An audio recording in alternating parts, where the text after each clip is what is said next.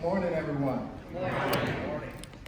When I came here to talk about raising the minimum wage, I found a wonderful book on my shelf, Wage Theft in America. Millions of Americans are not getting paid and what we can do about it, by Kim Bobo.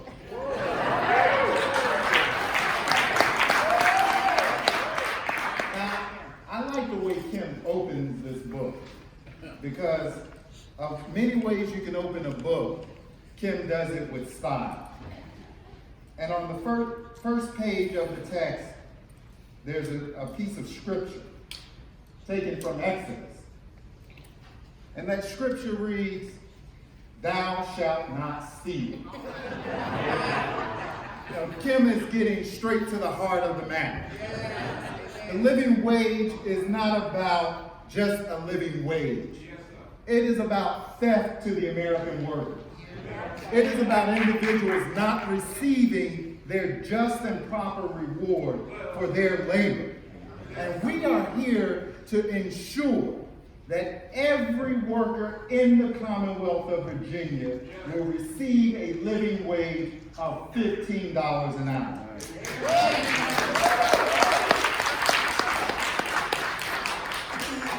I'm reminded that this past weekend we had some folks here in Richmond, and unfortunately in Richmond we had over 20,000 folks who wanted to turn back the clock to a day that needed to go long ago. But we are gathered here today to actually build a new future, to build a beloved community. And we're reminded that we celebrated the life and legacy of Martin Luther King Jr. And when Martin Luther King Jr. was tragically assassinated, he was standing with the workers in Memphis, Tennessee.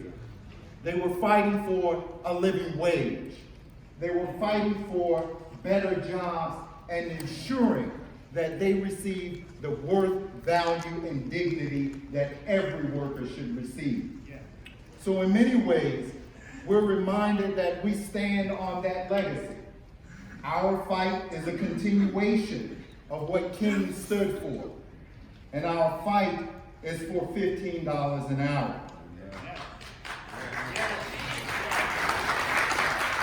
Now we know we have a number of people, a number of legislators who are with us in this fight. We will get $15 an hour this year. It will pass the General Assembly. But we know that there are some things that our legislators need to know. That what they're doing by 2024, 15 by 2024, we may need to speed up that clock. I don't think folks can wait to 2024 for a living wage. But we know that they need to have a context for what this means. It's not just about a living wage. Rather, it is about ensuring that workers in Virginia can actually begin to give and contribute to the greater Commonwealth. It is not just a living wage for the young, because we know that 92% of working adults in Virginia currently earn the minimum wage, are 20 years or older. So it's not teenagers who receive the minimum wage.